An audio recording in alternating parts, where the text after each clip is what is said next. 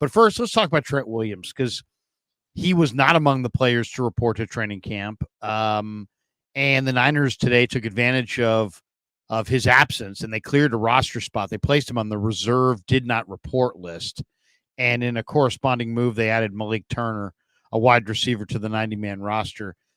Turner is nothing. I mean, not to insult him in any way, but he's a 28-year-old guy who's been with the Niners before, with Aiyuk holding out or holding in, with Pearsall, on the NFI to start. I think they're just looking for another wide receiver camp body, and so they brought in Malik Turner. But let's talk a little bit about Trent Williams. Is it as simple as they'll take some base money, turn it into bonus money, accelerate it into this year? And because the guaranteed money on his contract had run out, so he has no guaranteed money right on the current deal. Is it, you think it's as simple as just get him a few more guaranteed dollars this year and everything's fine, or do you think this is going to be a prolonged deal? I don't think it's about this year at all because Trent can, he's got a $20.5 million base salary this year. He can bet that, day one of the season, that's all guaranteed. He's going to get that money. But going into next year and the year after that, again, the priority's Purdy. You saw this offseason with Juice and Eric Armstead. 49ers are like, hey, you guys need to take a pay cut. And Trent's in a totally different echelon.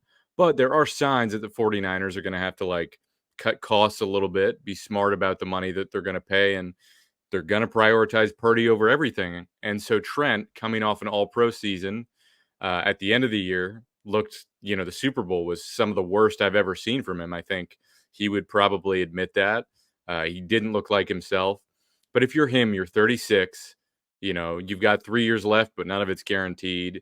You've got all the leverage in the world. The 49ers are going nowhere if they don't have Trent Williams. Jalen Moore's not going to get it done unless they go out and grab somebody in a trade. That's not a viable option. If you're going to protect Purdy and pay Purdy, you need Trent Williams. Trent knows that. He knows this is his best time to cash in. I think for him, yeah, there might be a little bit of, what they did with McCaffrey where they shuffled some stuff around. But I think he's like, no, give me kind of a new deal where you give me a bunch of money next year guaranteed. That way, at least he's got 2 years. He gets money up front. And then maybe there's something that's a little bit more solid year 3, because that year 3, I think it's $37 million.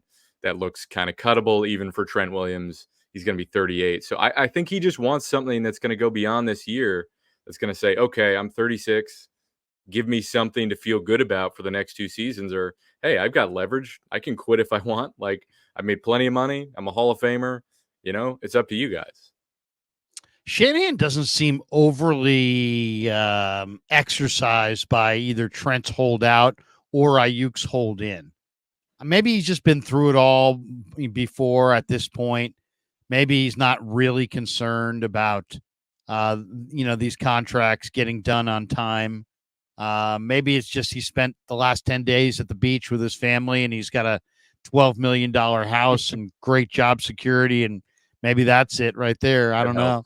That would help me if I had a 12,000 square, 12, I think he's got like a 5,000 square foot home or 120,000 square foot home or something. It's worth like $12 million. It's got an orchard. It's got a, I think if I had all that, I'd probably be less stressed as well. But he didn't seem in any way bothered by either holdout, did he? Yeah, I think part of that is Trent doesn't practice really anyway. He doesn't really need to practice. It helps. At some point he does need to practice, especially as you get older, you need some sort of reps. But if there's one player you're not worried about practicing, it's Trent Williams. So I think from that perspective, and probably whatever John's told him, Kyle's okay with it. Aiyuk, I'll be interested to see where that goes. But, they have a habit of getting these deals done way, way late in the summer. I think Kyle is coming from that perspective of yeah, this sucks, but we almost always get these deals done. We pay our A-tier players what they're worth. So, going off that precedent, I think he's probably cooling on it a little bit. It's too early in the summer. He's got other stuff to worry about. So, Yeah, I think that's part of it. Aiyuk is here, but he's not holding out, and he's the holding in. So this is a way for players to avoid, tens of thousands of dollars of fines, which quickly become hundreds of thousands of dollars of fines. Shanahan was, I asked him about it yesterday. As I said, he didn't seem perturbed in any way. Then Mike Silver followed up with, "Hey, how do you feel about it?" And he's like, he wasn't going to give too much either way. It's like Yeah. he's like, is it the same as is holding out the same as holding in? He's like, well, no, I guess holding in's a little bit better because you're here. I think holding in sends a totally different message. It says, this is where I want to be. It's just not the terms that I want. When you hold out, especially when you've done podcasts with other teams' quarterbacks and you've openly, thought about what it would be like to play on another team, it might make the John Lynches of the world go, does he really want to be here? We're going through all this haranguing and cap manipulation. Does the guy at the end of the day even really want to be here? And I think when you show up and you hold in, it takes that question away and off the table. The guy wants to be here. He wants to be a Niner. He does he want his bag? Yeah. Does he want to get paid handsomely? Yeah. But he wants to be a 49er. His mom is a lifelong 49er fan. I think he's made it pretty clear he wants to be a Niner. Yeah. That's what I'm getting out of it. It's also like Purdy's the best option he's ever had at quarterback, right? Like Purdy is getting him the ball. He's the most targeted option. He's not as targeted probably as he should be. And the Super Bowl was a clear example of where they went to Debo way too much. And if they went to Aiyuk just a few more times, I mean, Purdy even admitted that the other day, like on that one key third down, if he looked Aiyuk's way, instead of Jennings first, and granted, it wasn't really Purdy's fault on that play. Protection broke down, but like they should be going to Aiyuk more. And so from Aiyuk's perspective, like he's going to get schemed open. He doesn't even really need to get schemed open. I think he's that good, but like this offense is going to give him plenty to work with year after year. So why would you want to leave? Seriously, why would you want to leave? You're going to have a longer career if you stay here. I'm going to share the screen on this one. This was a question that I asked you yesterday. You were there yesterday, weren't you? Yeah. So you heard me ask this little doozy to Lynch. Here we go. Here's Lynch, and I basically just mentioned to him that, hey, last year you guaranteed that Bosa wouldn't be traded. Would you guarantee that Aiyuk would be traded? Here's how that little Q&A went. John, last year you gave us an absolute that Bosa would not be traded. Would you make that same statement about Brandon? Well, Kyle and I always, we kind of,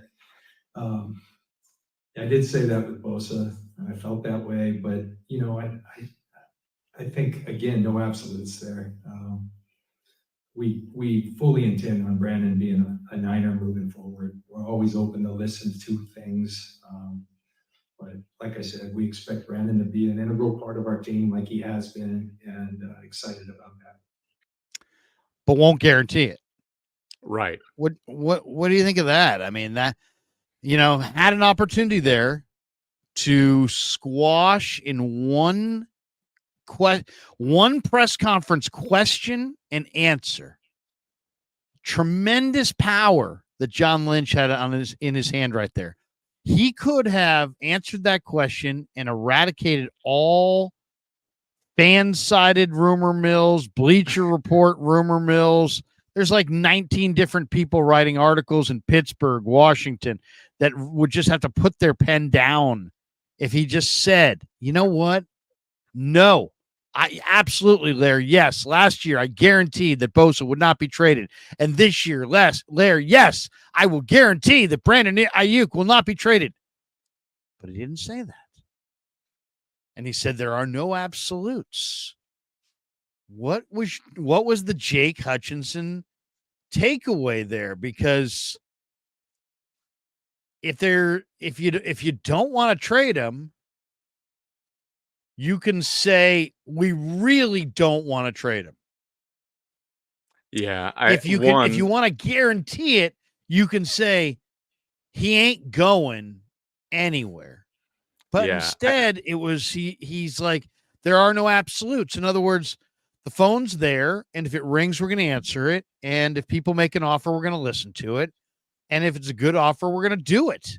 I mean, that's what I mean, does he want Brandon Aiyuk? Yeah, I think he wants Brandon Aiyuk.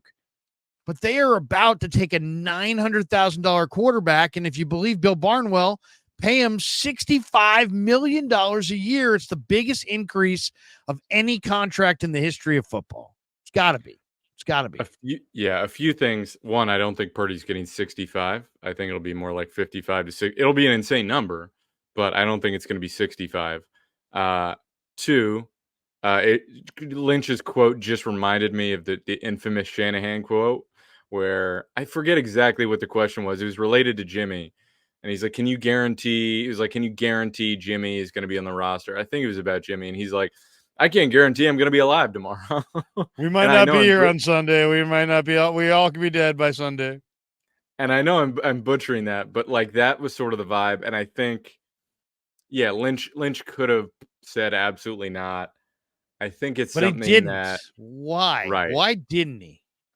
I think it's a little bit like, if you want to read in between the lines and say, okay, it's not just him being earnest and saying, yeah, like, I'm not going to fully guarantee it. It could be, if you want to interpret it, that like it's a little bit of a jab at Aiyuk, like, you're not indispensable. Like, we could trade you. I don't know how that really helps the 49ers leverage or Aiyuk's leverage, which is why I have trouble, knowing what to make of it. I honestly think it's a rare, like, Lynch kind of just being like, yeah, I'm not going to 100% rule it out. In other words, like, Nick Bosa is always off the table. Brandon Aiyuk isn't in that category. I think that's one simple way to read it. But it's hard because I don't think the 49ers have any interest in dealing Aiyuk unless it was for another wide receiver, which wouldn't make any sense. So, unless like Pearsall shows up and just dominates and they feel really good about it, I have no reason to believe that they're going to trade him. So, like, trying to suggest that, I think, is just a little odd. Yeah, it's a weird thing though. When you could when you could silence all, and he knows, believe me, he's heard all those rumors. Yeah. He's reading them all. You can silence all that. He's going to be a Niner. Even if you didn't guarantee it, you could be like, he's absolutely going to be a Niner. I guess I can't guarantee it because I can't read the future. But in my mind, he's absolutely going to be. No, he didn't even say anything. He really didn't say any of that either. He's just like, you know what? There are no absolutes. There are no absolutes. Yeah. What happens if Ricky Pearsall's a stud? What happens if Jacob Cowing's a stud? What happens if Deebo Samuel just has an amazing, camp and an amazing year? What if, it just, there's a lot of, what if all of a sudden you had an injury at another part of your team and, you needed a player on a certain position? That could change things.